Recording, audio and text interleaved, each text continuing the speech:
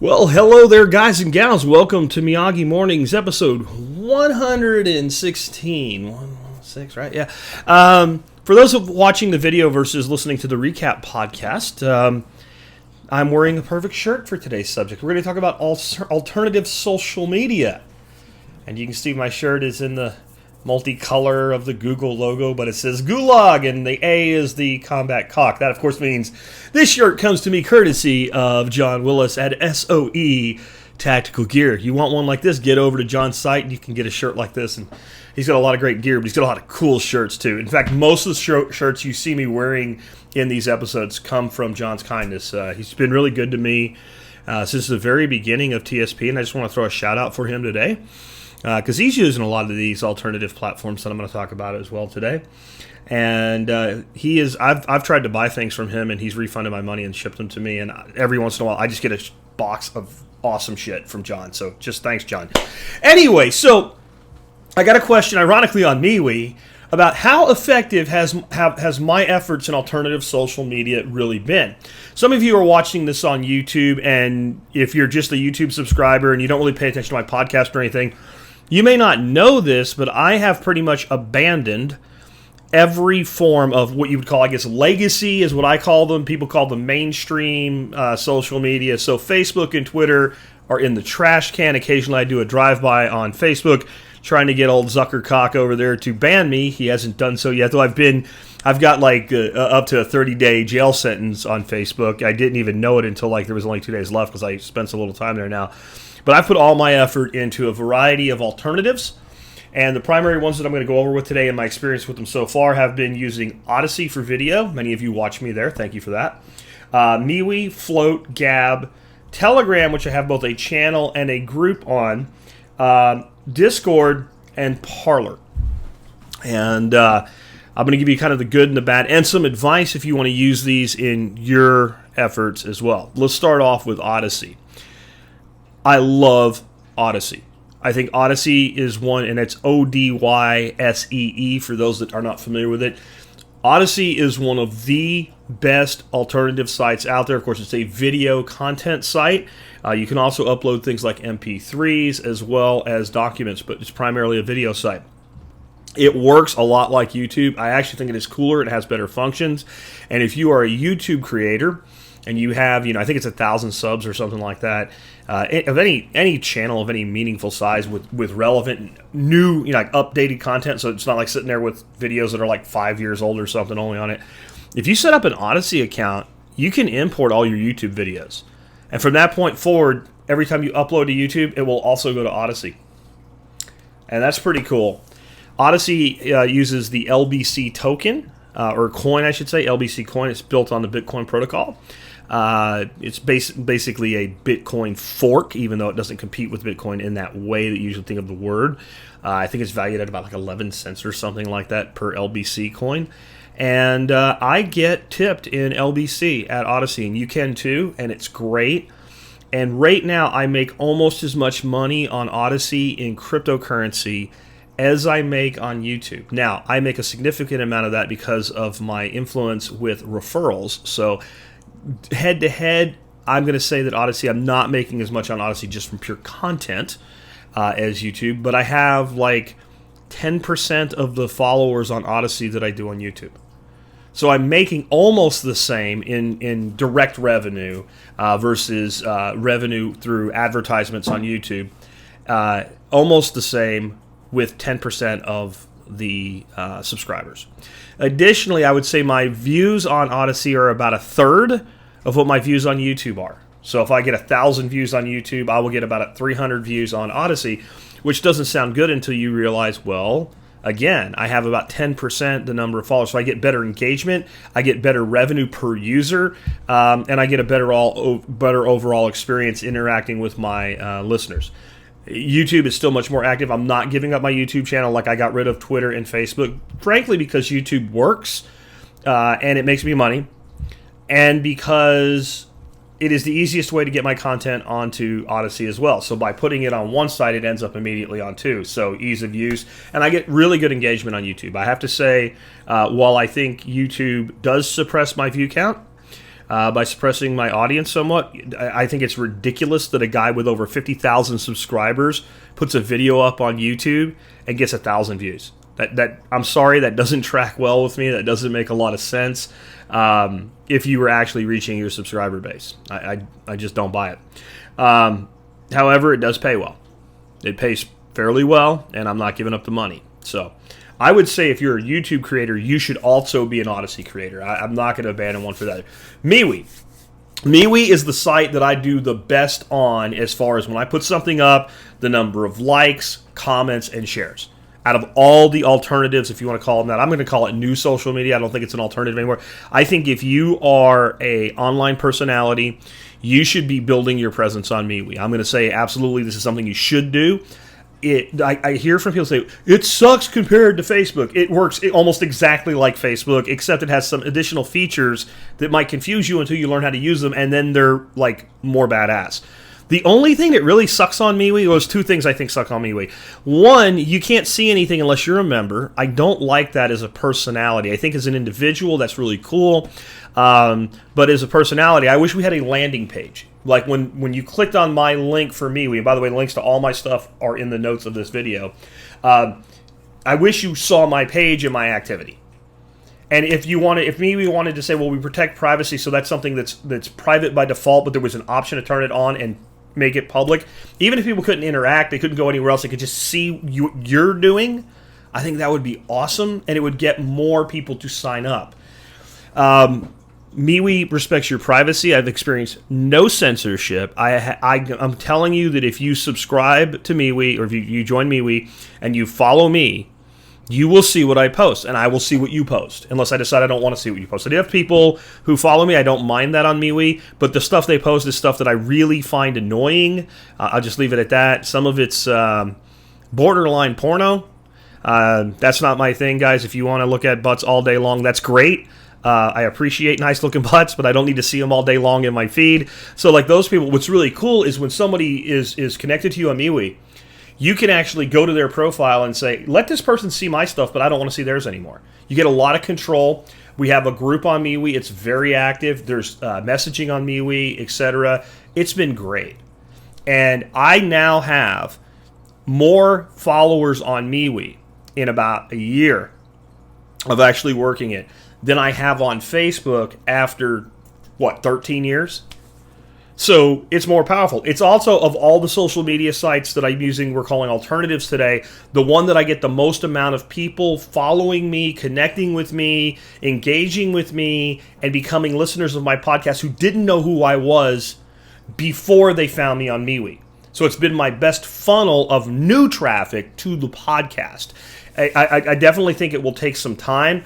And one of the things I really suggest you do if you join MeWe and you're part of the TSP audience, when you do, also join our survival podcast group, join our cryptocurrency group, join all the groups that we have, and then go find people in those groups and start sending some friend requests, because this is the downside compared to Facebook, like your mom, your uncle, your aunt, your cousin, your nephew's former roommate, whatever, probably isn't on MeWe. As big as it is, it's not anywhere near as big as Facebook. Like, literally, I would say 8 out of 10 people have a profile on Facebook, and that's what makes it so engaging to people. But unlike Facebook, MeWe is not using algorithms to trigger you with emotional responses.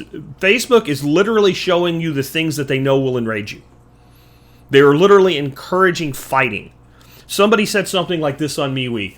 MeWe makes me like people I never knew, and Facebook makes me hate people I used to like. Something to that effect. And it's pretty spot on. MeWe is the best alternative media platform if you like the Facebook experience, if you like groups, if you like pages, if you want to promote your brand. What it lacks is not functionality at all. Anybody that says the UI sucks on MeWe, you just don't want it to be good, because it's great. You have to have an IQ of like 37 if you can use the UI on Facebook and not pull it off on MeWe. I really don't get that. So again, not having a public facing page is a little annoying as a personality. Now, Float. I want to like Float more than I do. I'm about to have Kingsley Edwards, co-founder of Float, on the show as soon as possible. I just got his guest app in today. I've been on him for like 2 weeks. Hey, dude, I want to get on the show. They're about to do a token launch. I think that's going to be a real boost to them. So much like Odyssey has its own token, Float will. I don't know yet what it's going to be based on. I really hope it's not an ERC20 token. The gas fees on that is just killing people. I know Ethereum says they're going to fix it, but I don't know. What I don't really dig about Float is I have not had the success on Float I've had in other platforms. And I don't know if it's something that I'm doing. I don't know if it's the fact that Float doesn't have an app. So, like, MeWe is not only where I get the best results, it's also where I'm most active because I have an app. And due to the fact that I have an app, it's on my mobile device. So when I'm out and I see something cool in my backyard that has nothing to do with any of the stuff we normally talk about on the show, like just cool picture of my chickens or whatever, I am very likely to take a picture and immediately post it to MeWe. And so I'm more active there, so I think that helps. Now, the other side of this, though, is Float and Gab. Generally, I grab that on my computer and move it over there, so the same stuff ends up there eventually. What I found, though, is like I'll put a picture and a little caption on MeWe, and it'll get like 50 likes or thumbs up or laughs or whatever people click. It'll get like 5 shares. People will make, there'll be a dozen comments in it. I'll comment back. People will respond to me. I'll put the same thing on Float. And I do have a lot less followers on Float. I probably have 15% the followers on Float that I do on MeWe. But, I'll put something up and it'll get like 2 likes. No shares, no comments. And I'm talking the same thing in both places. Now, I think I have a lot of people that follow me on both, and if they've engaged on one, maybe they don't engage on the other. I want to work harder to build my Float following up. I love what they're doing. They're not 100% blockchain-based yet, but they're moving in that direction from my understanding. They are 100% committed to free speech. Some of the coolest people that I've met online, I've met on Float, and I will keep working it, but I've just not found it to build the momentum as quickly. And given that, like, MeWe is the alternative to Facebook, I would say Float is the alternative to Twitter. And I think I just prefer the kind of community aspects of a site like a MeWe, where you have groups and you can categorize things, and I can see in my feed all my contact stuff or all my group stuff or all the pages I follow. And I can sort between that to like this just giant stream that a Twitter-like service like Float is.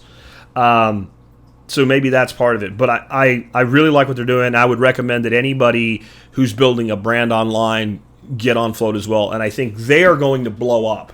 What I see coming out of things like Float Fest and the real world community that's creating, what I see with them doing in the crypto space, it's why I'm having Kingsley on. I think that like Float is the next big thing in this space. And so I'm glad I'm there. And that's at flote.app. And again, all my links are here. I'm going to go a little bit faster through the rest of these. Gab, I want to like Gab more than I do. It's kind of like, it's a lot like MeWe or Facebook. There's a lot of Q-tards there, and I'm sorry, but if you are a QAnon type, I call you a Q-tard. I think it is the most ridiculous thing in the world. It's not that everything that comes out of there is fake, but a lot of it is just fake-ass bullshit, and so there's a ton of that. So that's there. It is Trump country, which in of itself I don't mind. I know a lot of people that are very fond of Trump, and we get along great. But it's like it's just all that all the time. It seems like, and I've only got like about 1,000 followers there. I get very limited engagement. Again, I put something on MeWe, I get huge engagement. I put something on Gab, I get very minimal engagement. The only way I get good engagement on Gab is I put something up that is perceived as being pro-Republican and pro-Trump because, well, maybe it is. Then I'll get some. But if I really want to get engagement on Gab, I put something that's like anti-Orange Man, and then they go nuts, right? But overall, I like Gab's approach to things, and I think some good things are going to come out of Gab. It hasn't done much for me. I don't get hardly any traffic, and I get very poor engagement there. I don't push it or promote it. And I also just found out that on my Get Social page on the website, my link to my Gab profile was messed up. So that might have hurt that as well. Maybe I'm not pushing people there as much. Telegram. I have a group and a channel. I recommend any brand do the same. Telegram's like a text messaging service that respects your privacy and your rights far more so than Apple or Google or something like that. Not that they're perfect by any means. There are people who have had channels shut down and stuff over free speech issues. But we've been left alone, and we talk about all the shit that we get shut down for on Facebook all the time. And no one's ever bothered us. I'm part of many Telegram groups. I find it a great way to stay in touch with crypto projects and things like that. They all have Telegram groups. Sometimes Telegram groups are too chatty and too much bullshit and too much nonsense and too much adult adolescence. So some of the projects that I follow their channel, not their group. That means I see updates only from the company. This is exactly what I've done. We don't have juvenile delinquents in the TSP group, but some people don't really want like this constant string of conversation going on. But all of my items of the day, my podcasts, my Miyagi mornings, all that stuff gets put out on the channel. And then I have it linked so that it's anything that goes on my channel also goes to the group. That way I'm able to get dual engagement. In fact, I'll get to Discord in a second, but it's actually set up so when I post something to my blog, our Discord server grabs it and posts it onto our Discord, and the Discord server then communicates with Telegram that puts it in the channel, and then that puts it in the group. So I don't do anything except make the post, and all that technology works together because I have an awesome dude that does stuff for like that for me named Tom, who's just, I couldn't do what I'm doing today without him. He's just an awesome tech guy to have working with me. Blessed to have him. But the Telegram channel and group combined have been the number one source of, let's say, alternative media traffic to the website. I get the best engagement, and not in communication back to me, but rather engagement that people go to the website. But I think it's because people use it to be notified. And what it's done for me with my affiliate marketing for Amazon products, when I put up a review, it goes immediately out to that channel and group. This has made people value it because sometimes, in fact, I'd say maybe once every 2 weeks, I find some kind of kick-ass deal in one of the products that I've previously reviewed or a new product that I'm reviewing. And it'll be some sort of daily deal or lightning deal or something like that. And a lot of times when the podcast goes out later in the day, the person who sees that or hears that in the podcast or gets the email about the podcast and like, oh, okay, here's the deal of the day. The deal of the day is expired, or often, due to the power of TSP marketing, if there was 50 or 60 of them in stock, they're sold out. And I mean, sometimes this is things like recently we had a DeWalt tool set that I've recommended for a long time that was on sale for over $100 off. And if you like DeWalt and you kind of wanted to step into this level of like higher end DeWalt tools, it was, that was like 33% off. And I think we sold something like 65 of them in about 2 hours. And there were a bunch of people going, I can't get it. It's sold out. So that's worked out, and it's provided value to my audience. So I love Telegram, and I recommend if you're a brand, you're on there, and if you just want to communicate with your friends and all, it's a better way to do things, and it's a great way to follow companies. What I don't like about Twitter and Facebook is you follow someone because you want their content, and then you don't see it. Sometimes it's because they're shadow banned, but a lot of times it's just algorithms.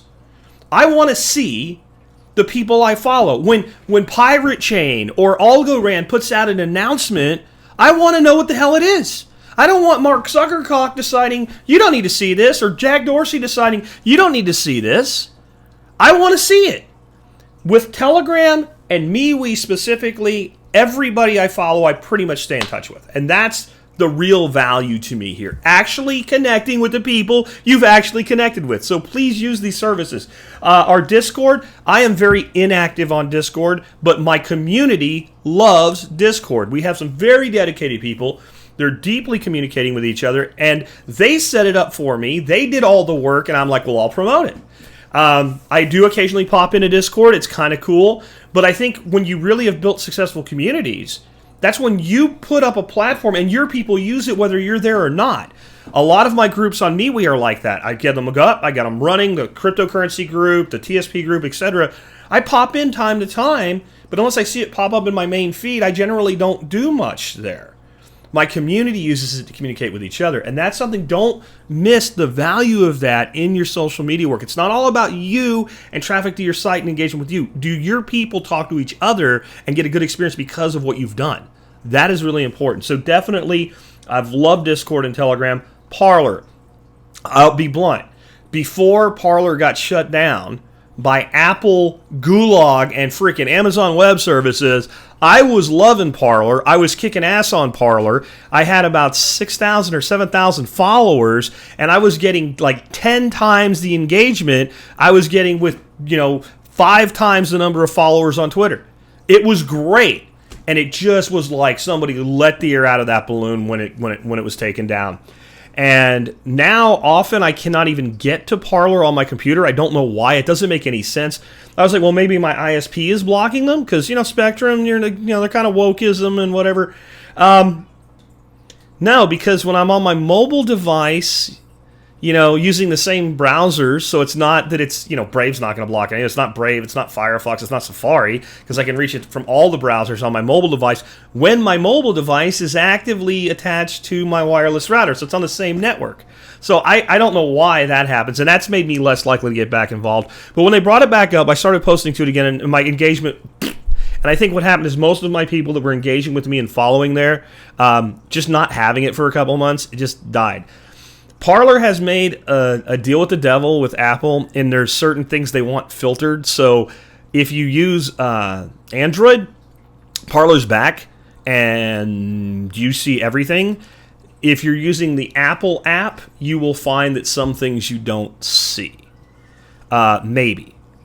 I don't really mess with Parler anymore. I probably should give it another run. I should probably throw the app back on, etc. But I look at these other platforms like MeWe and Float and Telegram, even Gab, Discord, and I just think that everybody said Parler was an echo chamber. It was nothing but, Fox News and Epic Times and all that, Sean Hannity and Tucker Carlson and everything.